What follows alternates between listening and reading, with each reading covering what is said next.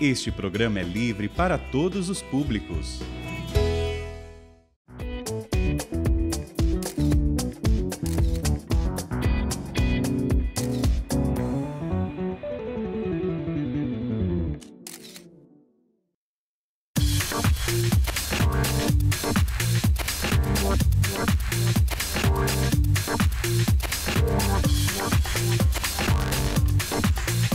Programa circulando em São Paulo, no Parque da Independência, onde há 200 anos atrás, Dom Pedro I proclamou a independência do Brasil.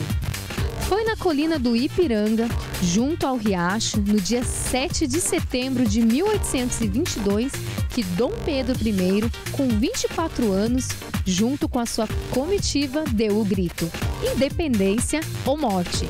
A partir desta data, o Brasil conquistou a sua emancipação de Portugal.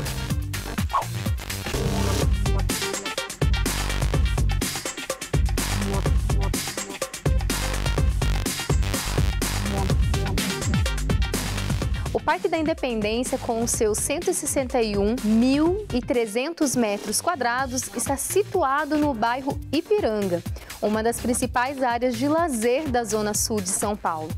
Um local que diz de história e memória nacional. Um parque onde tocamos a história do Brasil. É um refúgio para os paulistanos e visitantes terem um contato com a natureza e fugirem do ritmo agitado da cidade grande.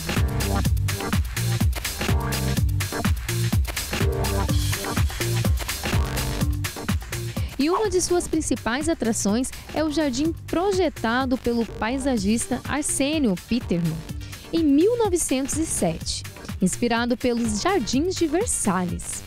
É possível observar elementos clássicos dos jardins franceses, como chafariz, lago, fontes e estátuas. O parque traz uma memória imperial dos tempos da proclamação da República. Em 1922, também foi inaugurado o Monumento à Independência do Brasil, também chamado de Monumento do Ipiranga, ou Altar da Pátria. O monumento apresenta uma interpretação do famoso quadro Independência ou Morte, do pintor Pedro Américo. A obra esculpida em granito e bronze foi oficialmente finalizada 4 anos após a sua inauguração. Em 1953, foi construída uma cripta no interior do monumento para abrigar os restos mortais do imperador Dom Pedro I, da sua primeira esposa, a imperatriz Leopoldina, e da segunda esposa, Dona Amélia de Lichtenberg. No parque você vai conhecer a Casa do Grito. Inclusive, é possível vê-la no famoso quadro Independência ou Morte. Por um tempo, ela passou semi-abandonada. A casa passou por restaurações para deixá-la o mais próximo possível da representação do quadro de Pedro Américo.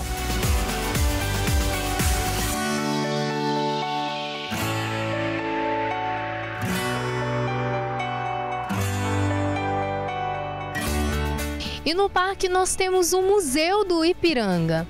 O monumento foi construído em 1885 para homenagear a independência do Brasil. E muitos acham que a construção já foi um palácio, mas a família real nunca morou neste local. Ele foi criado exclusivamente para ser um monumento, e ele é um dos museus mais antigos de São Paulo. Nos últimos 9 anos, passou por uma imensa reforma de restauração, ampliação e modernização, sendo aberto aos visitantes no dia 7 de setembro deste ano, para a comemoração dos 200 anos da independência do Brasil.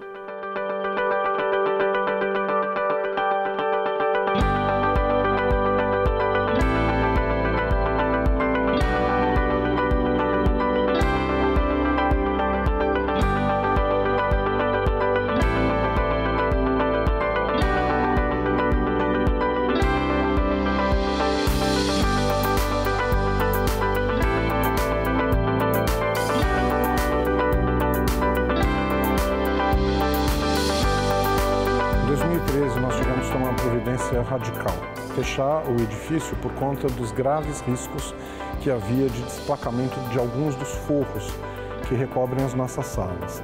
A professora Sheila Valbe-Orsten, nossa diretora de então, tomou essa decisão para proteger a vida dos funcionários, a vida dos visitantes, mas também as condições do próprio edifício. Uma das grandes novidades na reabertura do museu foi certamente a implantação de um vasto sistema de acessibilidade que, por um lado, resolveu os problemas de deslocamento físico do prédio, ou seja, todos os ambientes são acessíveis agora por elevadores, por rampas, mas nós também procuramos dar uma dimensão acessível às nossas exposições de uma maneira bastante extensa. São mais de 350 materiais táteis para não videntes, ou para pessoas de baixa visão, ou seja, muitos itens do nosso acervo têm reproduções tridimensionais para que as pessoas possam tocar, e a partir do toque sentir como são esses itens do acervo. São pinturas, como é o caso desses dois exemplos, também uma das esculturas que representam bandeirantes que se encontram na escadaria principal do museu. E um dado fundamental também é que todos os 70 multimídias disponíveis no edifício são todos preparados com audiodescrição, com libras, para quem não consegue escutar, e também todos com inglês, ou seja, nós também conseguimos essa vantagem de introduzir uma língua estrangeira, o que garante certamente também um atendimento aos turistas estrangeiros que vão visitar as nossas instalações.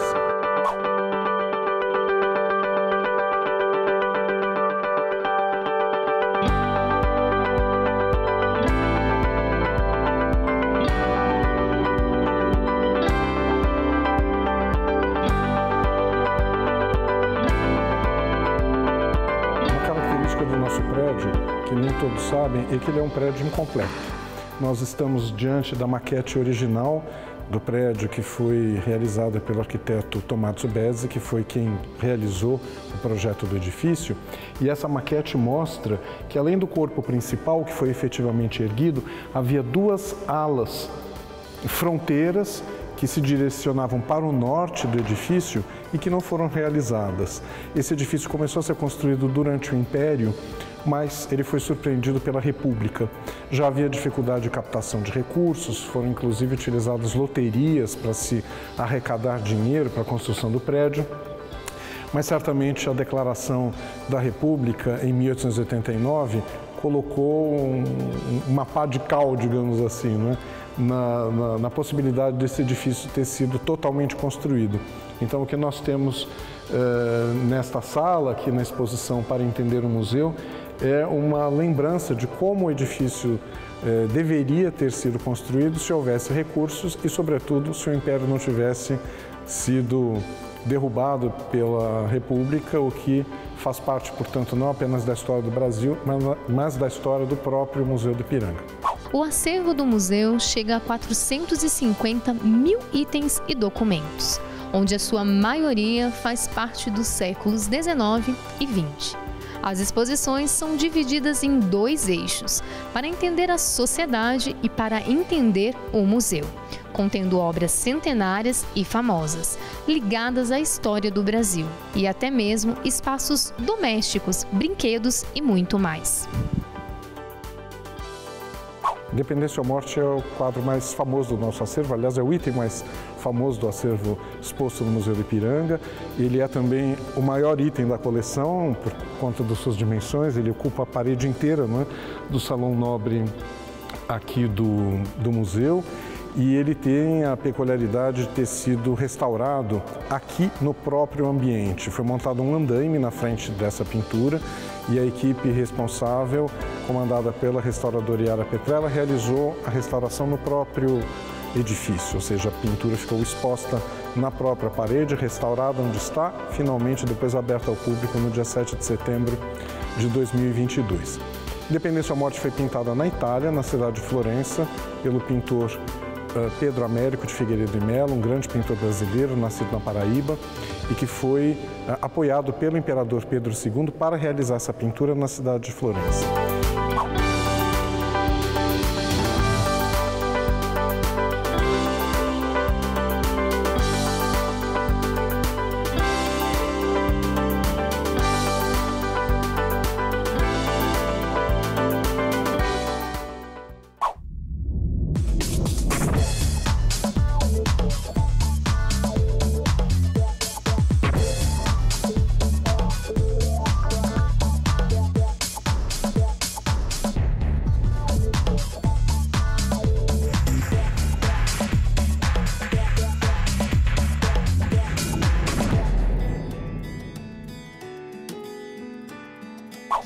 outra sala que atrai o olhar dos visitantes é a exposição Conservar, que contém brinquedos antigos como espaçonaves, carrinhos, casinhas de boneca, soldadinhos de chumbo, que são usados para ilustrar o processo de conservação.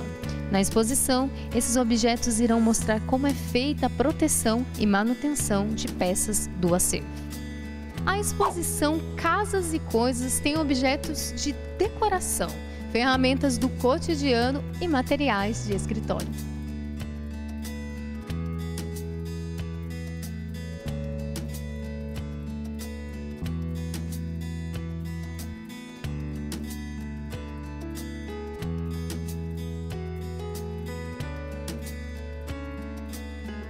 E olha que interessante, em todos os espaços você vai encontrar um lugarzinho que você pode realmente tocar e tocar nos objetos. Nós que somos brasileiros amamos isso. E olha que interessante, gente, você já teve isso na sua casa? Minha avó teve, viu? Essa jarra de abacaxi, eu acho que todo mundo já teve. Vale a pena vir aqui no museu e poder contemplar artigos antiguérrimos. A exposição Mundos do Trabalho mostra várias ferramentas em sua complexidade e importância. O público vai conhecer equipamentos raros e algumas profissões que eram comuns nas ruas das cidades brasileiras. Entre ferramentas de artesanato, será possível observar como a tecnologia evoluiu e alterou a realidade do trabalho e descobrir profissões que desapareceram com o passar do tempo.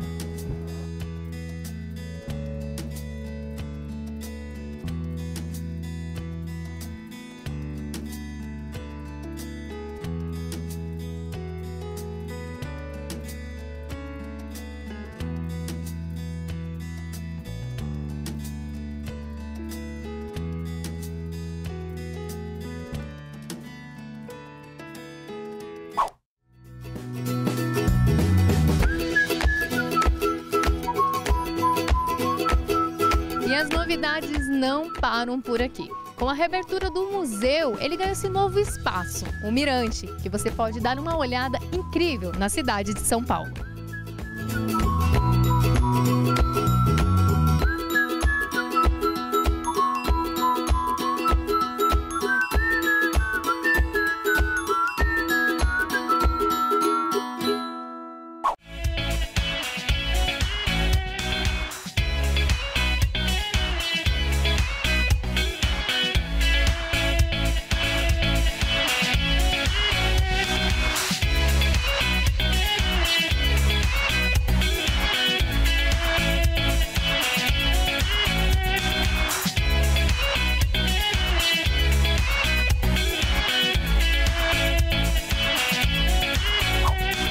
Sem dúvida, o Museu do Ipiranga é um passeio incrível para se fazer.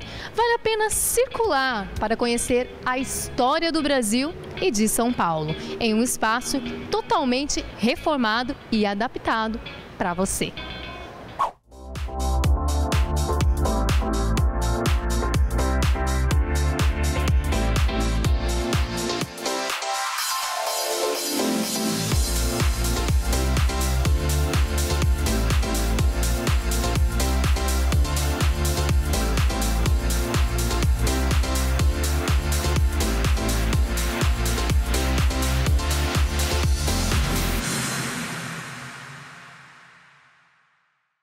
A exposição Casa e Coisas tem objeto de decoração, esculpida em granito e bronze. Não deu certo. 3, tá gravando? 3, 2... Aí, ó, falou gravando, começa a ver.